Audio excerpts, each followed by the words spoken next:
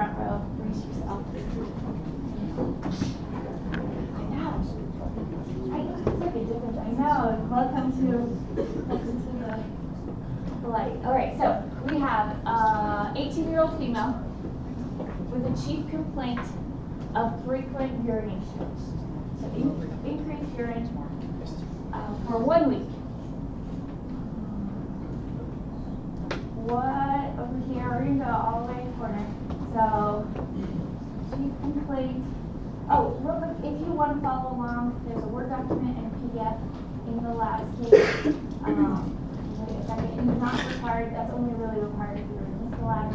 But if you want to type along, and then all these will be posted with notes, so that all the answers will be there. So if you start something, if you write something down, you're like, I don't know this concept. Okay, so all of it will be there. Okay, so the Miss Insulina Grande, 18-year-old female complains of frequent urination for a week. What's your differential? Pretend you're not an endocrinology, so it doesn't have to be. Yes. Oh, great. There were extra credit right here. So, yes, so diabetes, because we're endo. What type of diabetes? What type of diabetes? What type of diabetes? With a couple. With polyuria. Yeah, potentially. Usually they're asymptomatic, but what else? Yeah. So type 1 diabetes is usually more symptomatic with polyuria, but type 2 as well. And diabetes insipidus, that's the last block. UTI, for sure. Most of the time, an 18-year-old with urinary symptoms, what is it? A UTI. You haven't had GU and GYN yet, but it usually is that. For males, it could be what else? This is a male. STI, yeah, for sure. Okay, but we're in endo, so get rid of the urinary stuff and listen to it. Endo topics overall. So again, this 18-year-old, she admits she has polyuria. She admits that she's been drinking more fluids and feeling more hungry than usual, despite her good appetite. Does that light make it hard to read? Can you see that? Okay, I'll move it again. All right, so despite her good appetite, she had lost about 10 to 12 pounds over the past month. She's always been healthy, denies medication. She does take collagen supplement, but no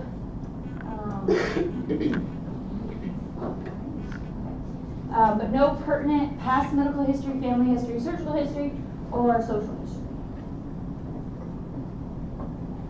Let's do a physical. So she's stable, right? Is that a big deal, right? If she's well-developed, well-nourished, and there's no polyuria, polyuria. Yeah. I like that too. You see her vitals are BMI is 20. What class of those is that? Very good. Vitals we're okay with. Physical exam is unremarkable. Right, so we have a physical, we have history. What do you want to do next? Labs, always labs. But remember that picture, if you looked at the beginning, we don't just look at labs, right? We all look at the patient too. So, what? We already answered this as a group. Is she stable or unstable? Stable, right? Okay. So, what out of these right here? What are concerning signs? What has your red flags up a little bit based on her, what she came in for? Yeah, sweet. What else? So that one is a big one, and then there's 3 other things. Yes. Great job. I'm going to repeat it just for if anyone's listening later, but polyuria, polydipsia, polyphagia, right? There's 3 things plus weight loss. Stable, but I'm not really loving that. Okay, so let's say our diagnosis initially was just from chief complaints, because just like in an OSCE, you get just a chief complaint, right? And you thought it was a UTI. Has that diagnosis changed? Yeah, for sure. Okay, we're going to get our labs back, because you're in a really fast climb. And here we are. Second, it's small. This is what all plays look like. Yeah. Okay. So what did her lab reveal? Yeah, lots of glucose. It's spilling out. It's in her blood, it's in her urine. I don't know anything about bicarb, or if I learned it in clothing lab, I forgot it, but yeah, the urine, there's a lot of glucose happening here. Okay, so, what do you think? What's your guys' type 1 diabetes? That's what I'm thinking too. Alright, so, this is, maybe like, we'll try, and then we can have a group. Okay, so, not specific to type 1 or type 2. What are risk factors for this condition? Like what increases your chances of getting diabetes? Type 1 or type 2, you can pick. Overweight, yeah, obesity, that was the most common factor.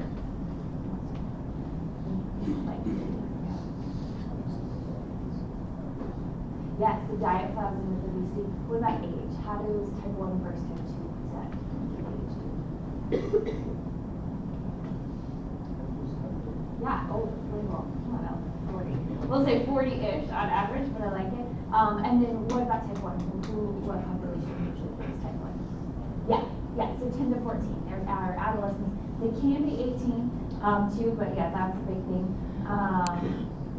In line with the obesity, the weight, the poor diet, what conditions are associated with obesity, poor diet, increased waist circumference, hyperlipidemia, hypertension,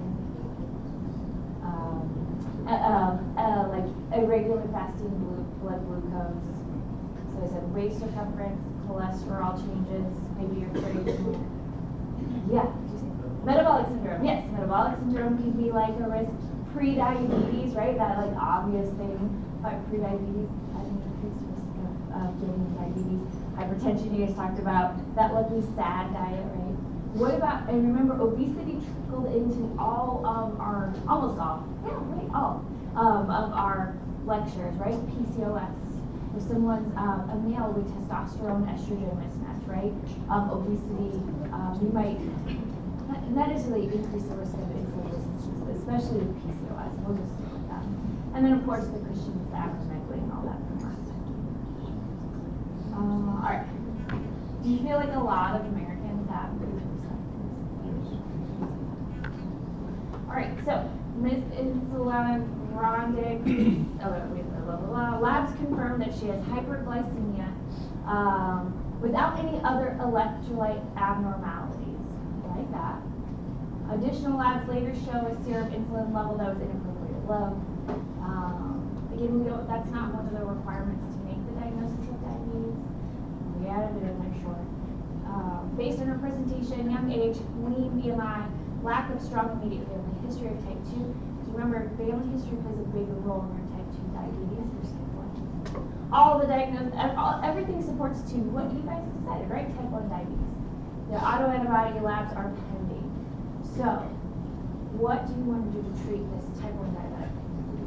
What do you use to treat that? Yeah, what kind of insulin? How do we do it? Yes, bolus and basal. Yes, exactly. So that we need to do that. Do we do that every day? No, we don't. We don't. Again, I told you guys last time I did that was once as active duty PA, and then in PA school I did it a lot, but that's it. But just awareness of that. They need both. As a group, can we give this girl oral hypoglycemic medication? Can we give her metformin so we're more comfortable with that? I know, I led you into that intentionally. No, insulin, that's all type 1s get. Okay, so you guys did it. She was placed on insulin therapy, referred to endocrinology. Thank you, Endo. Autoantibodies also support the diagnosis. And for the next 2 years, she's doing pretty well. However, around that 2.5-year mark, she gets severe gastroenteritis. So nausea, vomiting, diarrhea. Probably she's unable to eat, right? She's drinking less fluids. So clearly, I mean, she's going to decrease her insulin doses substantially because she thought it would help avoid hypoglycemia, right? She doesn't want to go too low, and she's not eating. She's throwing up, all of that stuff. So she thinks she's doing it right. However, unfortunately, her blood glucose jumps up really, really high. She is not feeling great. So she's lightheaded and weak, and she shows up to the ER, and that's where you guys are at right now. So we're shifting gears from our college health fair, our health clinic, to the ER. In the ER, she has orthostatic blood pressure changes, tachycardia, but her physical exam is otherwise normal. So when you see, just as a group, orthostatic, like hypotension and tachy, and you're not an endo, you get concerned, right? You're like shock, dehydration, lots of things can come in with hypotensive and tachycardia. So you need a lot more, but to figure out what's the underlying cause, but that is concerning. We know she's type 1 diabetic, right? So we kind of have a benefit of the fact that she's already diagnosed with this condition. So we order some labs.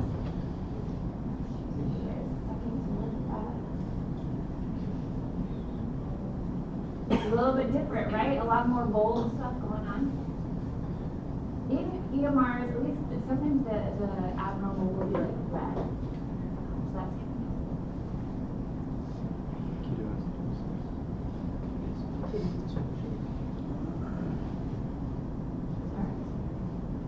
Yep. So I don't actually have a question on whether the lab show, but yeah, we already heard it, right? She was asked that. We're concerned about maybe there's electrolyte changes, right? Your creatine's off, your nitrogen, so those are like kidney stuff. Ketones are high.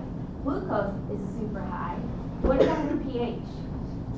Low. Yeah, so that's also pointing to that metabolic acidosis, based on knowing she has type 1 diabetes in her labs. And then look at her urine. Ketones, glucose, protein, right? Okay. So, what are overall, like take a break from this patient, what are 3 acute complications related to diabetes, type 1 or type 2? When do we get scared? Like, when do they show up to the ER? Yeah. Yeah, so more, less specific than that. I like it. So more overall, there's 3 diabetic, and just name 1, emergencies when we get nervous. Related to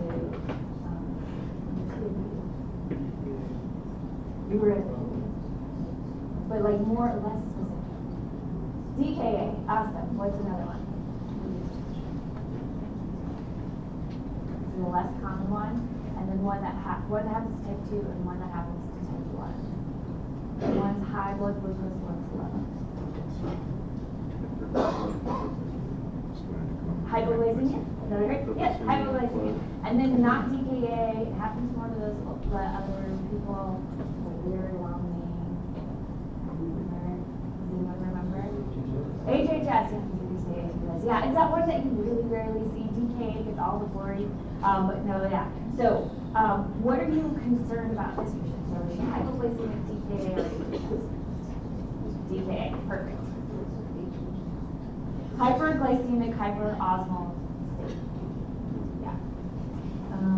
Okay, so we're thinking DKA. What else? What's another piece as a group as I walk around? So DKA for sure, type 1 diabetic, low pH, she stopped taking insulin.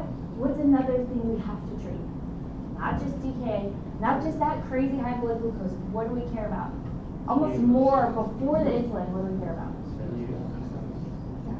Yeah. Electrolytes, even before that. I like it. I love the potassium. We want the potassium lab before we give insulin. But what's that like? What do I put in this person's arm immediately? Yeah, fluids. They are dehydrated. Fluids. So we have this crazy glucose, 540, not a fan, and don't get hyper focused on that. That we get to, but we need to hydrate this woman, this patient, and so dehydration, almost and fluids are your priority. We get our labs, and then we figure out, can we get this patient insulin now or not? All right, what are additional, so when you did the physical exam, it was normal. But what test could I give you? All right, if I wanted to show you that this person had DKA, physical exam-wise, what is some of DKA? What were they here with? Other than polyuria polycythemia, not really good in this diabetic ketoacidosis. Kuzma, perfect. What else? So Kuzma, right? You're in this metabolic acidosis. So what does your body compensate by? Respiration. Yeah, we need to get rid of that CO2. And then additionally, what might I have? Yeah, hypertension because of dehydration, tachycardia. What else? What's like one of those related to Kussmaul's that this person might have? Yes, that fruity breath because of what's going on. All of this, your body needs, her body needs insulin. Does a type 1 diabetic make insulin anymore? No, right? She cut down her her insulin. So let's go into this. What in her history, so I already gave you one, she stopped taking her insulin, pretty much. What else? Oh, that's the wrong question. Sorry, hold on. Okay, I'm gonna come back to that. I apologize. Okay, no, we're gonna go here. Sorry. Group question. She's not taking in food. She cut out her insulin.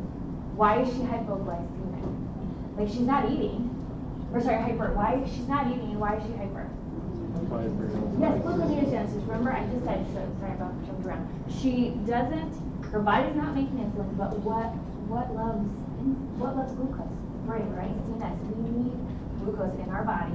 If I stop taking it, my body is going to reset, and the liver to the rescue. We're going to gluconeogenesis. We're going to break down fatty acids, and we're going to get ketones. So not only do we have crazy sugar, we have ketones causing the fruity breath, Kussmaul's respirations. Great job. Okay, what in her history sorry, indicates possible dehydration? I think you could think of, and like it could be what brought her here or her vitals. And it is like really easy. Nausea, vomiting, yeah, the acute gastroenteritis. Then the hypotension, tachycardia. What if, and she's not drinking enough water, she's not eating. OSCE-wise, if you have a person who has dehydration, what physical exam stuff are you going for? The orthostatic blood pressure. What else? Is it put into the mouth? Or do we have moist mucous membranes? What else? Turgor, right? Yeah, all these things. Cat reflux, all that. Yeah, good. Okay. So, what do you want to, what's part of her treatment? You know she's in this DKA, what do you want to do? Just 3 things. Yes, fluids. Yes, IV fluids. And then we're going to get labs. And what is that lab? What's that lab that we absolutely need to tell me? Can I give insulin or potassium? What do I guess I get. Potassium. We need potassium. A specific level of potassium, so know that. So, okay, so if her potassium is where it needs to be, can I give her insulin? Yes. What if her potassium is low? What do I need to do first? If her potassium is low, energy. If her potassium, you check her, we give her fluids, you get a potassium and it's low. Do I give her insulin or do I give her potassium first? Potassium, right? So again, it's fluids, get your labs, and then that potassium level tells me where do I go. Can I give this person bicarb? Rarely, which is hard because they're in this metabolic acidosis. But really, those are it's those three big factors: fluids, insulin, and potassium. And again, it's the fluids is the primary thing. I won't go into. You don't want to overtreat. You have to treat slow. This is a slow process. And then if possibly plus or minus the antibiotics, depending on the what the infection. So with DKA, there's precipitating factors, right? For her, it was she stopped insulin and she has an infection. 2 things at once, right? So we talked about HHS, hyperglycemic, hyperosmolar state. Why is that? Why is it DKA over HHS? Or what does HHS present? How do they present it? Yes, they don't have acidosis. Their blood sugar is crazy high, but we can't always, it's not just a lab, right? It's not just the glucose level, but it's an issue that the patient would be in ketoacidosis. They wouldn't have Kussmaul's, fruity breath, all of that stuff. What population do we usually see HHS in? Yeah, type 1 or type 2? Yes, perfect. Yeah, and it's specific, and it's usually this. It's an older person, elderly, which you've got that, and they have like congestive heart failure and other things, and it's there's precipitating factors that happen with HHS. It's not super common, but something triggers it, and it's is it fast or slow, do you think? GK can be slow. Yes, it's slow, it's over time. And so over time they get really, really, really dehydrated. So we do the same treatment, right? The same 3, but fluid sometimes might be all that person needs. Okay, she's treated with IV fluids. Good job, guys. You waited for her labs, you gave her the rest of the stuff. And then you taught her appropriate sick day management, and she's okay, right? 15 years later, now she's 35. She's coming to you, we're at the ER, or we're in the PCM's office. She's struggling with some diabetes questions. The previous week, she had experienced a severe hypoglycemic reaction while working at home alone. When her husband came home, she was found nearly unconscious on the floor. They called 911. Her blood glucose was at 40 when it was checked. She received an injection of what? Glucagon, right? That emergency kit. All right. So this is the first time she's ever had a significant event that she needed glucagon for or call 911. But she admits that she's really, if she's honest, she's having trouble detecting her blood sugar levels, specifically when they go low. On several occasions, she's been unaware that she's hypoglycemic until a family member tells her, like, hey, you're acting weird, Mom, or confused. And with some difficulty, they persuade her to take juice. Now, again, maybe there's difficulty because she's like, no, I'm fine. Anyway, she gets better. So she said that she was often surprised to find out that her fasting glucose sugars were in the 50s because she had minimal symptoms of hypoglycemia. What is this referring to? This will be like the group. Yeah, their body's adapting to this low. And so it's called hypoglycemic unawareness. But ultimately, that's what I want you to get. There's an adaptation. And so you're not picking up on what as easy anymore. Hypoglycemia, yeah. There's rules, there's like sometimes you have to have diabetes for like 5+ years before this happens, but I don't care about those details. All right, on the physical exam, are we okay with those vitals? Yeah, I'm okay. I'm okay with that. 96%, that's fine. Let's see, we do an eye exam because she's diabetic, and we have some hemorrhages and exudates. You guys are good at your fundoscopic exam. Picking that up. Then you do a neuro exam, and sure enough, there's decreased sensation bilateral, so that's like stocking distribution on her feet, a little bit of foot muscle atrophy, and she has pulses, good, and some mild pitting edema. The rest of her exam is okay. So, what do we do next? Good physical exam, good history, labs. Yes, okay. We got our labs. Remember, Endo's managing her overall diabetes because she's type 1. But here's where she's at. Again, we're not in GU, so you can ignore the urine. Okay. All right. 7.8, not ideal, right? Okay. So what?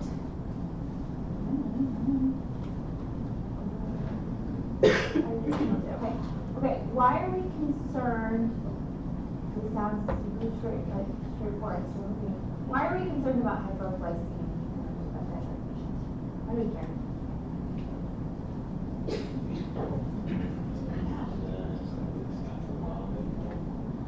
Yeah, exactly. Calm like that. Like this is that. We want to prevent it. Yeah, no, I know. That's why it's like a weird like. Well, it's important to stress expectation. We talked about what leads to hypoglycemic awareness. We already know it's that adaptation. What other complications are you concerned about based on this, for example? Yeah, neuropathy because of the bilateral stocking distribution.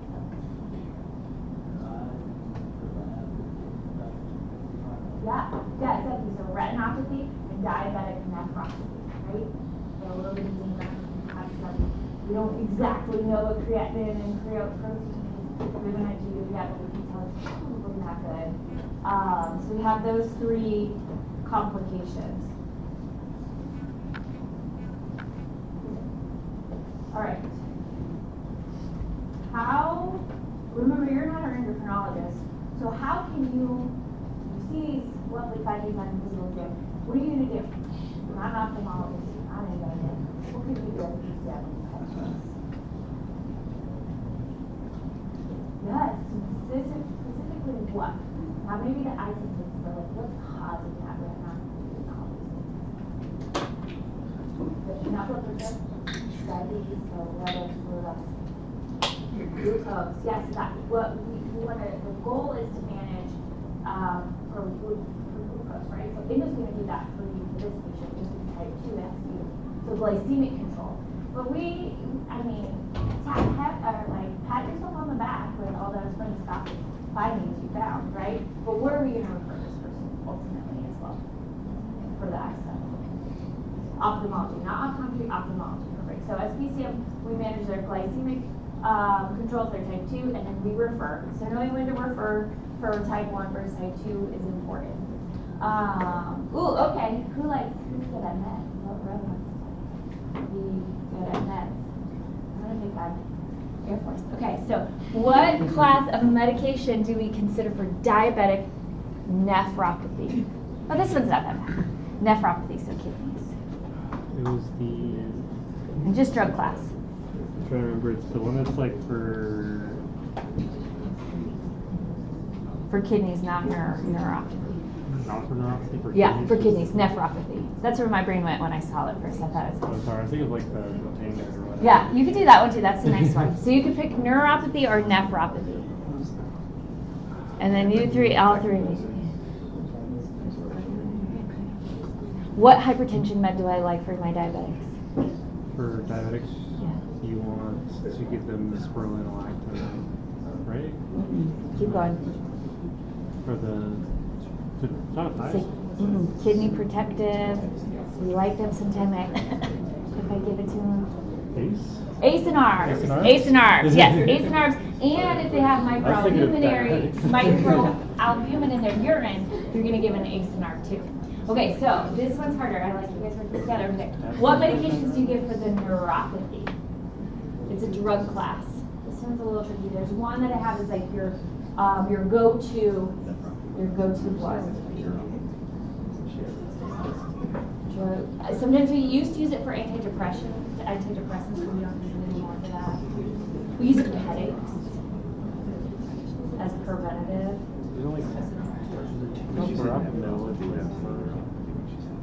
It's okay, it's TCAs, tricyclic antidepressants are your primary. Don't worry, I know you guys are in hard springs, it's okay. But yeah, so TCAs, and then you can do more. You can do your gabapentin, your Lyrica, which is the brand name, so pre-gabapentin, Cymbalta, so duloxetine. You can do, what are those topical things that you put on for pain, right? Lidocaine acid, Capsaicin. Yes, so those are that stuff that you can do. Where are you referring them? Where are you going to refer? We already had ophthalmology. Nephrology, because we're seeing what? The kidney changes and all that stuff, and we can do an ACE and ARB, but where else? And then where else are we referring them? Yeah, neurology or podiatry. Yeah, because they're seeing atrophy.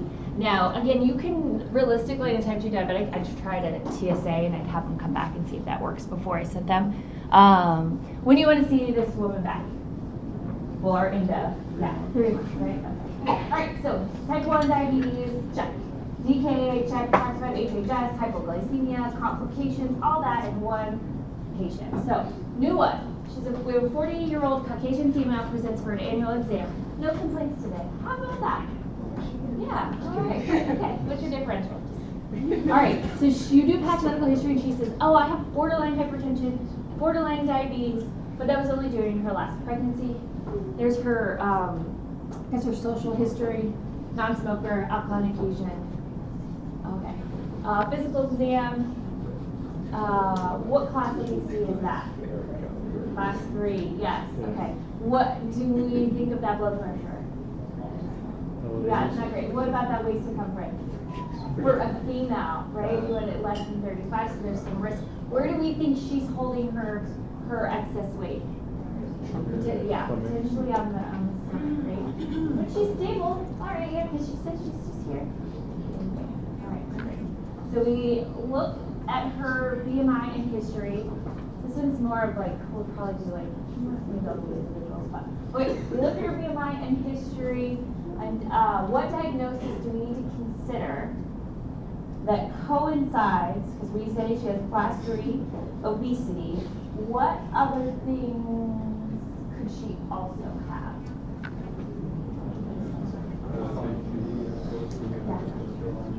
Yeah. Yeah. Hyperlipidemia, I'm just repeating. Hyperlipidemia, hyperglycemia, and hypertension. And then waist, add that waist circumference plus, yes, metabolic syndrome. Perfect. And then what happens before someone gets diabetes? Pre-diabetes, or actually diabetes, yeah. You guys are all good. All right. All the things. So, ooh, this one's a little more subjective. So you've never seen this patient before. What do you want to know as far as related to obesity? Is it a significant history that we do? This is really good. What in my specifically about obesity? She has no complaints. What do I need to ask her in my medical history? Diet, right? Exercise, sleep. What about how long has this been going on? Family history is a component. Do you binge eat? Do you have bad diets? Have you lost the weight? How long has this been a problem, right? Because if this weight came on overnight, then we're thinking is it right? So you have to ask those questions. A lot of times it's your tech. But for this woman, your tech might not ask any of that stuff, right? They feel fine. They're just here for physical. So at this point, she bursts into tears and says, I've tried everything, and I'm healthy, right? There must be something wrong if I can't lose weight. Further history reveals that she's been overweight since junior high. She started dieting in high school, everything from eating 1 meal a day to the baby food diet, and many others.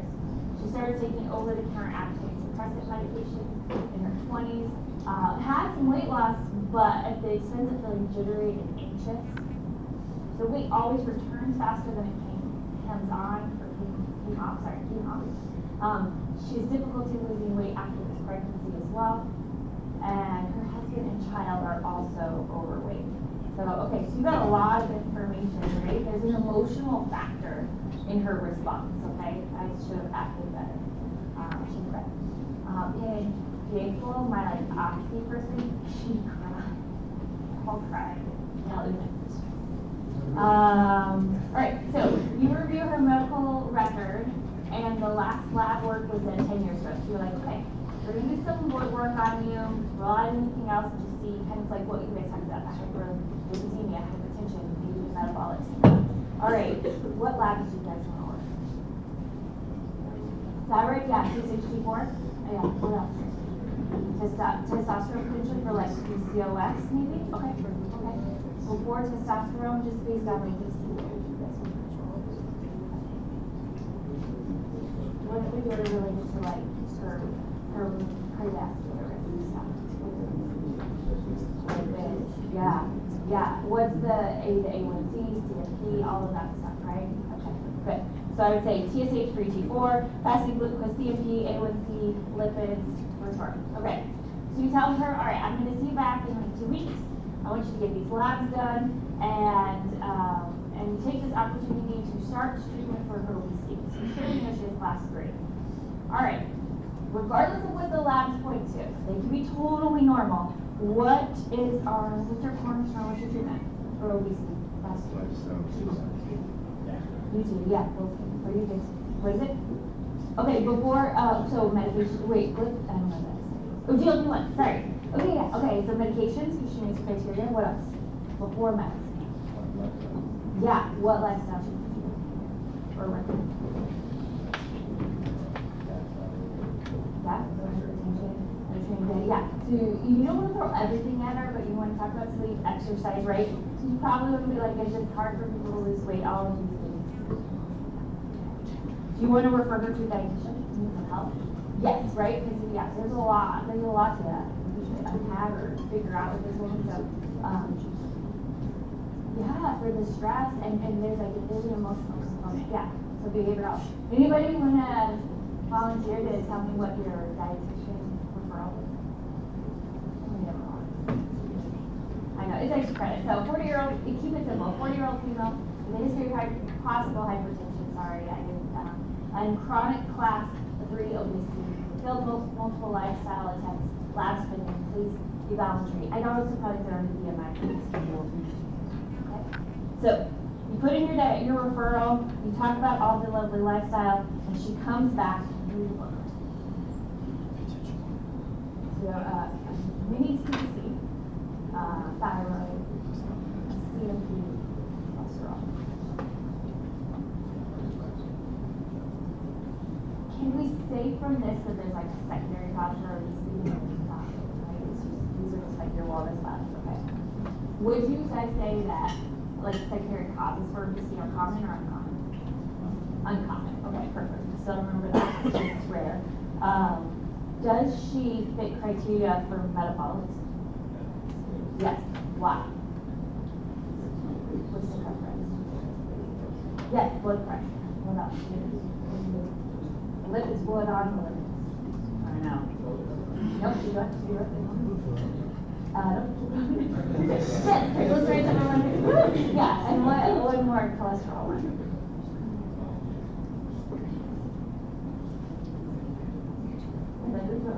Right, HDL. So for HDL for women, we want it about 50, 40 for males.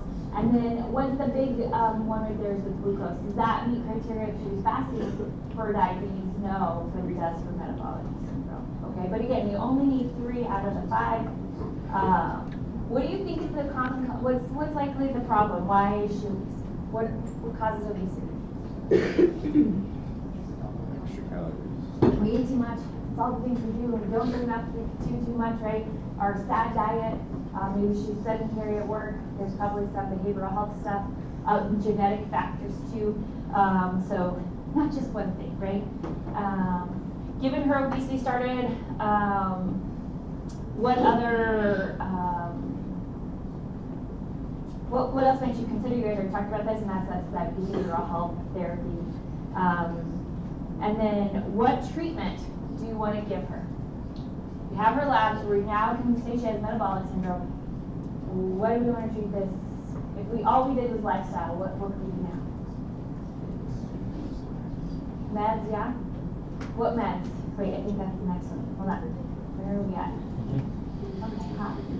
All right, so do you agree that you could offer her medication? Yeah. Yeah, based on the BMI, right? What about referral? Can you refer her?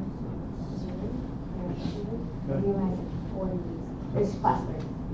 Yes, right? So BMI over 40, and now she has comorbidities, right? She's metabolic. Okay, so let's talk about these medications for obesity. Now, I realize this is lesson 7, so just don't forget that these exist, and there's a little, so lesson 7 means the first one of those blocks we can do this as a group. What medications do we use for anti-obesity? GLP-1s, right? GLP-1s all day. What else?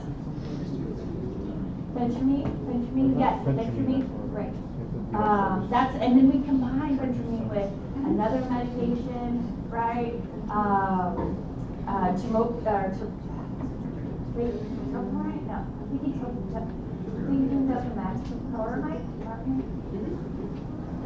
Thank you. Okay, so you can do that. Then there's one with naltrexone and bupropion. With the one that makes you have oily poop. What was that? Ali, right? Yeah. So there's all these options that you can give, not to me. The biggest thing with this is just know why would I give someone with high metabolic syndrome, potentially uncontrolled hypertension, phentermine? No, right? I need to take care of that cardiovascular disease. Would I give a young person that, right? But just pay attention to, okay, what is the counterindications for what this meds versus GLP-1s and that sort of thing. On this slide, there's stuff about insurance, but don't worry about that. But just don't forget to study the meds a little bit. Not so much the mechanism of action. I'll try to remind you of all of that for the stay on top of it. Okay, so you discussed specific education. Be ready for this. What's your spiel for exercise? You have a few minutes. What's your spiel for dietary? Are you going to say Mediterranean diet? Here's a handout. We're going to talk about macros, all of that stuff. So just be ready. We talked about concepts, all of that. Okay, we're going to keep going. This one is quick. So, androgen. He's a 55-year-old male with past medical history of inoperable non-small cell lung cancer. He's on chemotherapy. He was admitted to the hospital, so switch gears, now in a hospital setting. Chief complaint of constipation for 1 month and blurred vision.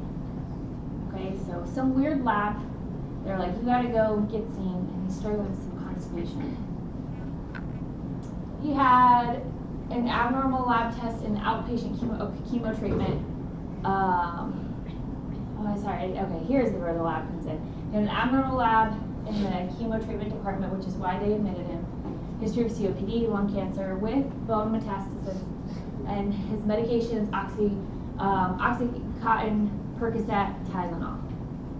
Okay. If you had to guess, what is the lab that brought this guy with constipation, known cancer for a while? This is kind of hard. What lab is on? Calcium, right? Yeah, it's calcium. Good job. Okay, so what do you think is the cause for his constipation? Yes, narcotics slow all the things down. And what also, if calcium is off, if it's high or low, when do you get constipation? High. Yeah, because that's the bones, stones, groans, abdominal, groans, all the things. Okay. What are questions you want to ask as the PA on either his HPI or review his systems? So Oski, what do you want to make sure? I know he's just here for constipation, so we can focus on nausea, vomiting, diarrhea, and we can be like, oh, he's constipated because of his meds. But he has high calcium. So what do I want to ask him? Yeah, supplements. I like it. What else? Body aches. Yes, specifically just like anywhere or just bone pain. Yeah, yeah. What else? Blood in his stools. Yeah. What is that mnemonic that could help you with high calcium that I accidentally said? Like, yeah, the stones, groans, moans. I forgot, overtones, groans if you have polyuria, all those stuff. So you can get it in the review system or in the HPI. Okay. Review symptoms was negative. You asked him all the questions. So he doesn't have kidney stones. He doesn't have the bone pain. Maybe he does. He's just on that good cocktail of meds. He might not notice, right? Because we want to keep him comfortable in this situation, in this place where he's at. He's not having polyuria. He's not complaining of depression or psychosis or anything like that. So, physical exam was okay, obviously, besides some cancer stuff, right? Decreased air entry in the lung. You go ahead and repeat the calcium. The lab comes back showing 14.8. The range is 8.5 to 10.5, we'll just say. So that is severe hyperglycemia or calcemia. You guys all agree? EKG. Over 14, right? Yeah. So this is hard, actually. What do we do? He has cancer. Pretty significant. His metastasized to his bones. He has calcium. So what is that mainstay treatment? Regardless of we know it's causing it, right? And this one is that malignancy. And towards the there's tumors release what? That parathyroid hormone, the PTHRP lab, and that causes the excess calcium. So we could do that lab, but we kind of know what the problem is potentially, right? But what do we treat? Regardless of the cause, what's the mainstay of treatment for hypercalcemia? Hydration, exercise, by sunlight, right? The exercise might be limited to sunlight. And again, this one is hard because he's like in this end stage. He's in a tough battle with cancer, so there's not a ton of intervention. So, kind of learning, making the patient comfortable versus like doing a huge workup. Okay, that's all the take home with that. All right, we'll take a 10-minute break, and then the other ones are not. Sorry. Okay. So, next part, polycysts is a 48-year-old woman with a past medical history of depression, presents for a follow-up due to memory issues and just feeling easily confused. No current medications, BMI, we're okay with, vitals, okay. Physical exam is normal. So, just in general, what do you want to order for someone who's like mood stuff and confusion? Thyroid, yeah, CBC, CMP, what is a screen that you could do to make sure it's not related to some extracurricular activity? Try this. Yeah, like the top screen. This is all just like, yeah. So you do that. You did a CBC, TSH, calcium is on your CMP, glucose, all that, and negative tox screen. So what is that? All right, Spencer. How do you interpret? I think you kind of answered. Hypercalcemia. Yeah, hypercalcemia. Sweet. And phosphate is low. Well, okay, hypercalcemia. Thyroid looks good. We're happy with that. Perfect. What are causes of hypercalcemia? Cancer. Yesterday, that's forever ago, in between all these cardiac. So what causes high calcium? Was that? Yes, an adenoma where? Not enough pituitary, but where? It's on the spot. No, wait, adenoma. Where is the adenoma? Parathyroid adenoma, right? What else could cause it? An issue in parathyroid that could cause high calcium. That's the most common. But what other things? Yeah, so that would be more for low if you take parathyroid out. Yep. But what would cause high in parathyroid? An adenoma, and there's two other ones. Yeah, hyperplasia. Hyperplasia, yes. And then there's that one scary one that rarely happens, but it's out there. Cancer, right? Yeah. And then there's other things like immobilization, high bone turnover, and then not an adenoma carcinoma, but malignancy in general, right? We saw that with our last gentleman. Okay, so we have this. What do you want to do? What do you want to do next? You have a high calcium. What do you think? What do you want to do? What labs do you want to do next? Yeah, and what else? What drives calcium metabolism?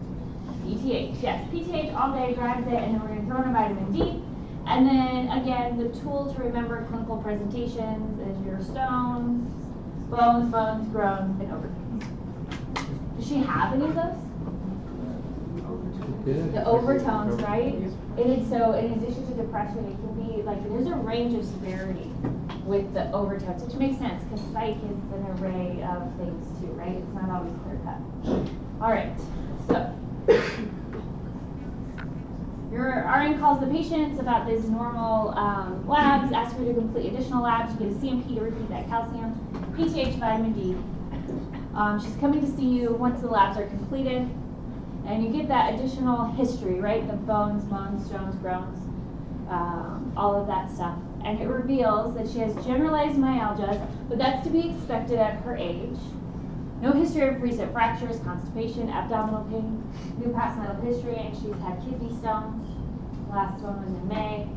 No thiazides, and she has a normal physical exam. Who's the last?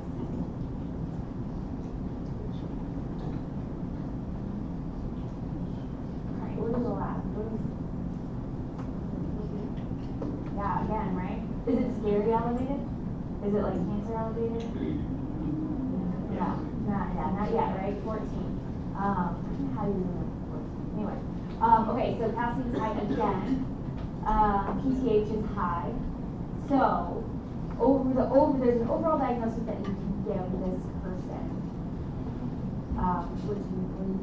If you had to diagnose this woman, what would you? The umbrella term, I guess. PTH is high and calcium is high.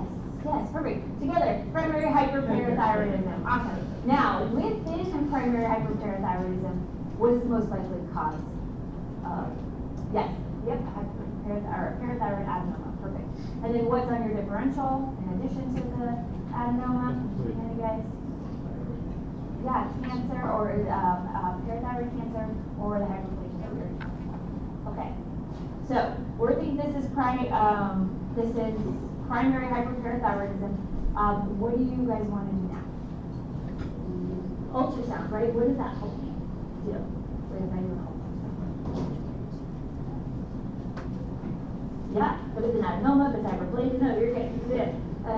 So what else do I do besides the ultrasound? Or what if ultrasound's normal? Yeah, CT. Where do I refer this to? Yeah, can I refer them now without the imaging? Yeah, because we have the diagnosis. We don't need imaging to confirm the diagnosis, but it's helpful, right? Because it can kind of, yes, 80% of the time it's an adenoma, but what if it's not? And where is the adenoma? How big is this adenoma? All of that stuff. All right, for you guys, what is her overall treatment? We're recruiting her to Endo. We're going to do her to the ultrasound. Plan with, yes, hydration. And what else about the hydration? What else? Stay active and get what? Inside or outside active? Outside, right? So that's the main thing for everybody. Perfect. Now she has kidney stones. She has myalgia. Could this like significant confusion? Would you say she's symptomatic? Yeah. So what ultimately do you think is going to recommend? Yeah. So exactly. Perfect. We're gonna remove that adenoma. Good. So if she's asymptomatic, what are we gonna do? What will we do instead? We do the water, the hydration, exercise outside. We monitor. You don't have to know all the details of the monitoring, but we have to see them every 6 months, 12 months. And what does everybody who has hyperparathyroidism, primary hyperparathyroidism get? Male or female? This high calcium, this high bone turnover. What screening tool do we get? DEXA. Perfect. Okay. So endo consult's place. We do the ultrasound. You guys are great. You got it, and you tell me you understand why. If the ultrasound's normal, you can do a CT. Perfect. And sure enough, they did a surgery, and it yielded a large solitary benign parathyroid adenoma. Calcium levels declined post-op, and all of her symptoms improved. Yay! You see how that could be missed if you think it was psych, right? So a lot of times I do labs when there's psych stuff. I would do thyroid probably as well. Okay, anovulation is a 16-year-old, don't hate me on this one, we'll do this one together. A 16-year-old woman is referred for an evaluation for primary amenorrhea. What's that? No, yeah, no menses, right? No menarche. Okay, she's 16. Are we concerned? Yeah, right, yeah. So we get a good history, normal birth, unremarkable growth and development, so you look at her growth charts. Mom and her tell you that she had breast development around age 13, but there's been sparse axillary or pubic hair. She says she's not sexually active. I heard liar. Really, I agree. I don't want to tell you, but some people tell you everything, others don't. But yeah, in the ED, it's like everyone's pregnant until proven otherwise. I don't know if that's how they think, but that's how they assume. How do we define primary amenorrhea? I'm just going to give you that because I want to make sure you have time for cards. So 14, and then lack of like secondary puberty sexual signs, so like the hair growth, breast development, all of that stuff. There's more specific, but that's for peds. Okay, so what labs? Where are we? No, good. What labs do you want to order for primary amenorrhea?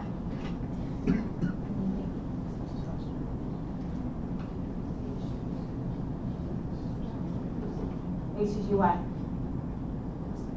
Yeah, she's not pregnant, right? What else? CMP. Perfect. What else? Okay. Yeah. LH, FSH, maybe testosterone with that, and maybe a thyroid, right? Because from last time we learned not necessarily primary amenorrhea, but thyroid can play a role. Good job. All right. You do an exam. Vitals are fine. Growth charts are fine. Well-developed, well-nourished female. No acute stress. Unremarkable abdominal and external genitalia exam, except there's minimal sparse pubic hair. Breasts are well-developed, sparse axillary hair. What's the problem here? What's going on? Primary amenorrhea and then puberty delay, right? Something's up. What's your differential? Now, in GYN, you're going to learn a huge differential for primary amenorrhea. But if we had to pick two things in Endo as a female with primary amenorrhea, what are they?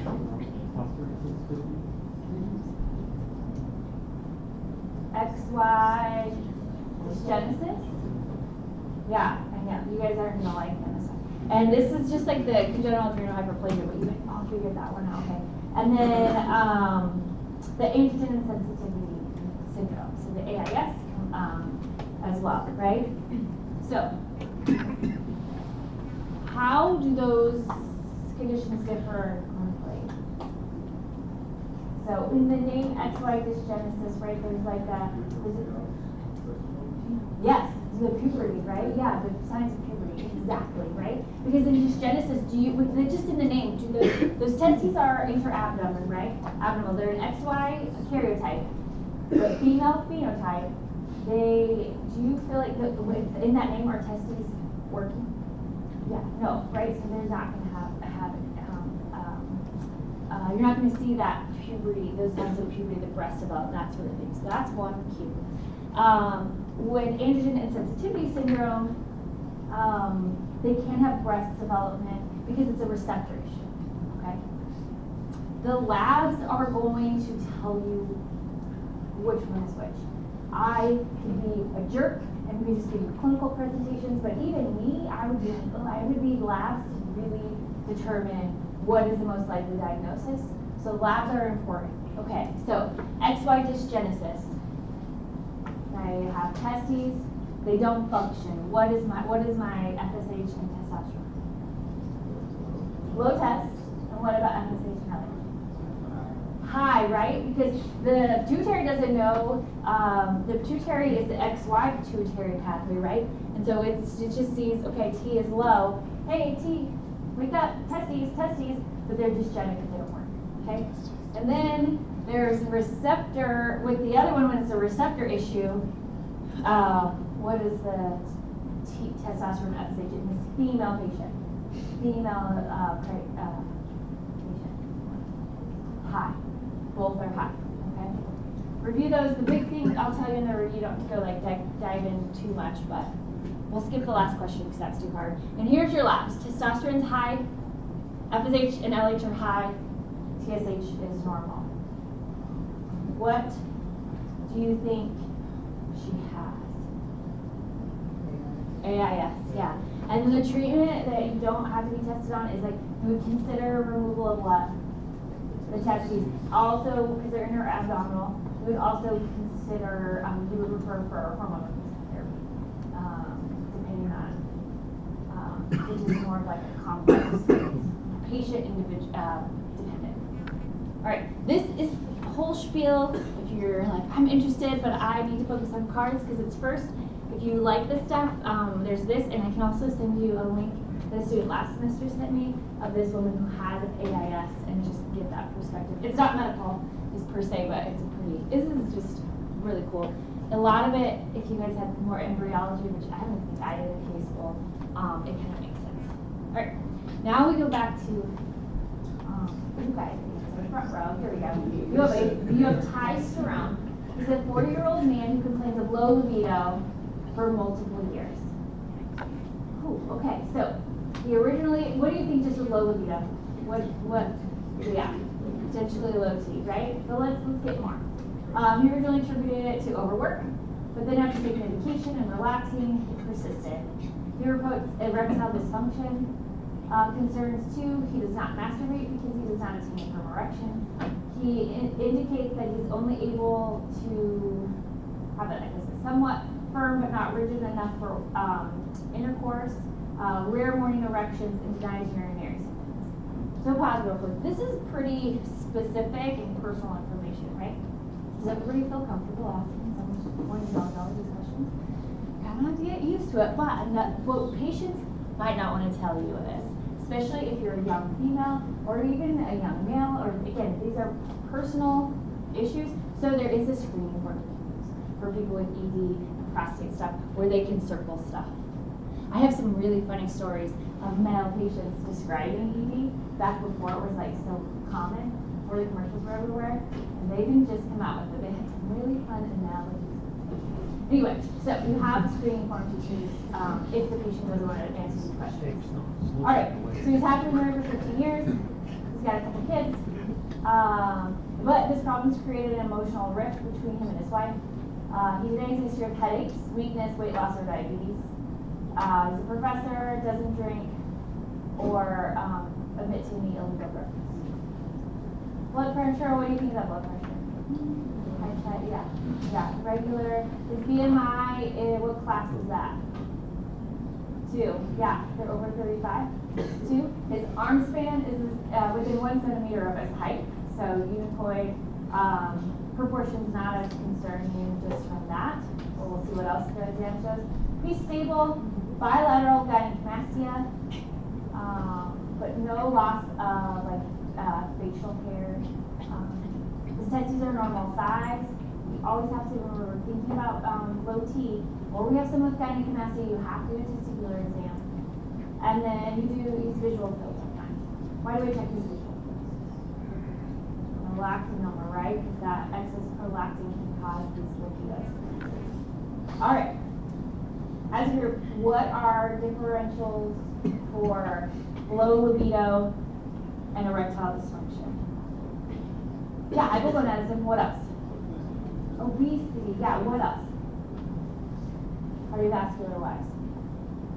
Hypertension, diabetes, depression, right? Neuropathy, right? Some diabetic neuropathy, specifically autonomic. So there's lots of things that can cause erectile dysfunction. But I like where you're going with hypogonadism because, you know, you're Endo or something. Can you guys say that this is primary or secondary yet? It sounds like it, but we need to do what? We need to do labs, right? Yeah. Okay. Before we get those labs, what are causes of primary, which is hypergonadotrophic hypogonadism, right? So FSH and LH are what? They're high, and T is low. So what are causes of the primary? Klinefelters, for sure. That's the congenital stuff. Not necessarily for this guy, but what else? Yeah, trauma. What else besides trauma? What infections can cause issues with it? Because the primary, the testicular problem. What's an infection? What's an infection starts to affect? Yeah. Yep. Yeah. Mumps. Yeah. That was a big one. What about what's the undescended testes, right? X-ray deficiency. All of these other things can cause primary. Okay. Oh, he got labs before he came in. Cool. And here's what do you guys see? Nothing's molded, right? There's nothing red. So it's clearly hypogonadism. Can we call it? Yeah. So what additional labs do you want to order? Oh yeah. So his urine, I guess a glucose is it, and a quarter of a CBC. That's all. Prolactin. Yes. Always TSH and T4. Yep. When you have a prolactin. And what is with the libido? What lab do I want? Yeah, exactly. Yeah, I know it's confusing because all he has is testosterone, free and total, and your FSH and LH. We're gonna do, and maybe because erectile dysfunction is associated with cardiovascular disease, an A1C, an actual CMP, a lipids, right? We can do that as well. All right. And here's your labs. What do they show? Yeah, secondary because it's low. Hypogonadotrophic, hypogonadism, so both are low. Yeah. What are etiologies of secondary?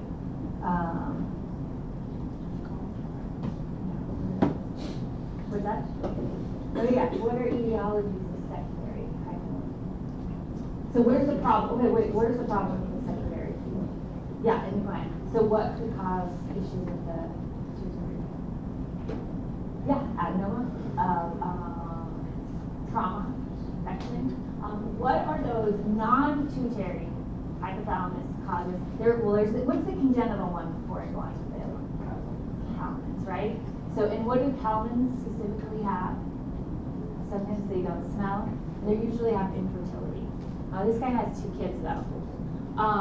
What are those other secondary causes that a lot of people in the world struggle with? They can lower your testosterone. Obesity, alcoholism, marijuana, what else? Aging, right? As they get older, this happens. Medication, So there's like a list of various things. This guy has what class obesity? So it's really like all we have in borderline hypertension. So that could definitely be a trigger. Are we gonna refer this guy maybe because it's pretty low? You could. You could also repeat. You need to repeat his labs. One testosterone isn't enough. I want 2 or 3. When should he have his lab? What could give a falsely low testosterone?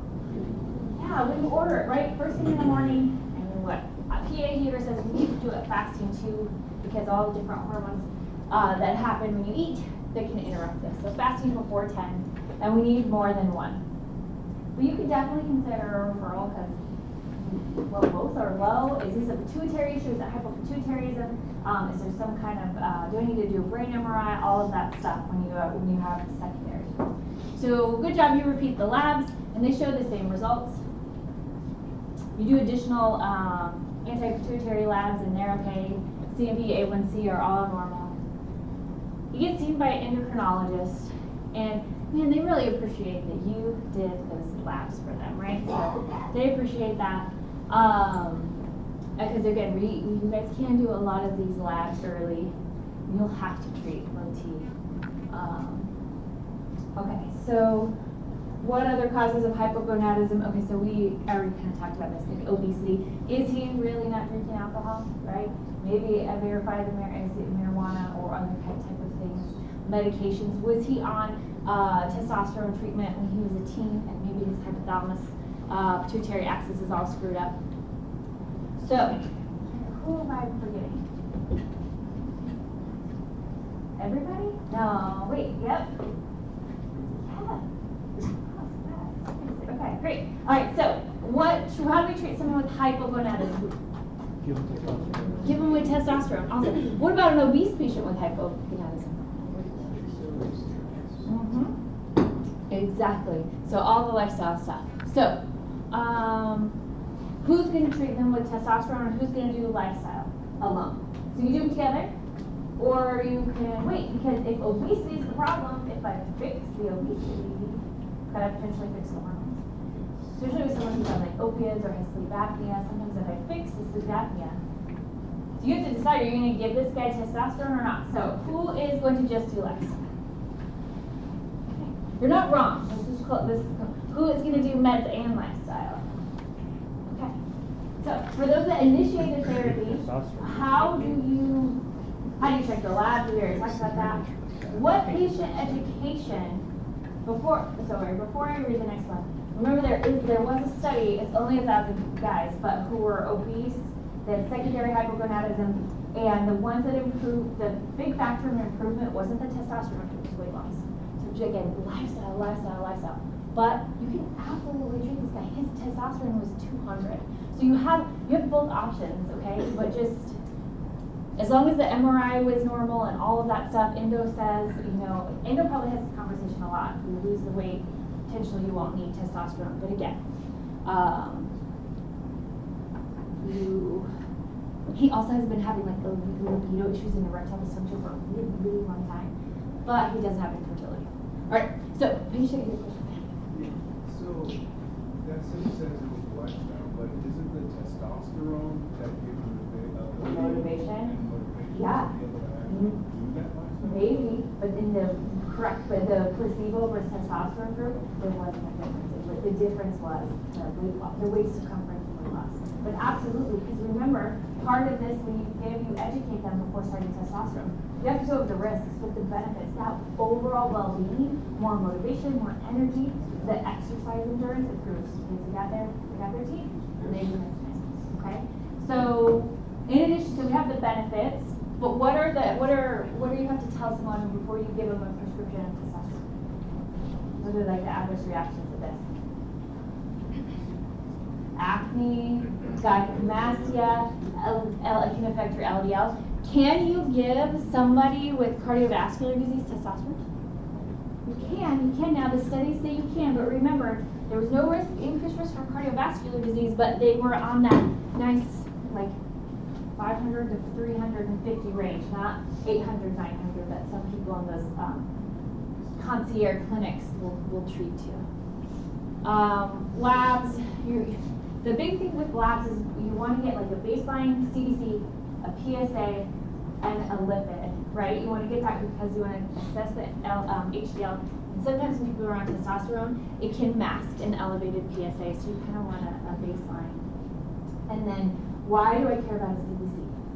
Specifically the hematocrit and hemoglobin. What happens to my red blood cells for some people on testosterone? Erythrocytosis, right? Like they get, so you have high H&H. Is that scary? Do we want that? Yeah, at a certain point, we need to either switch them from an injection to a gel, or go to Endo. Now, or they go and they get their donate blood. Oh wait, no, I missed this row. I stopped. Wait, guys. Wait, I stopped. God. Okay, don't. Oh no, you guys got so lucky. Oh my goodness, I just heard you. Yeah, okay. Okay, yeah, I did. Dang it. Okay, so you are done with the lab. You have cards. We'll do a review.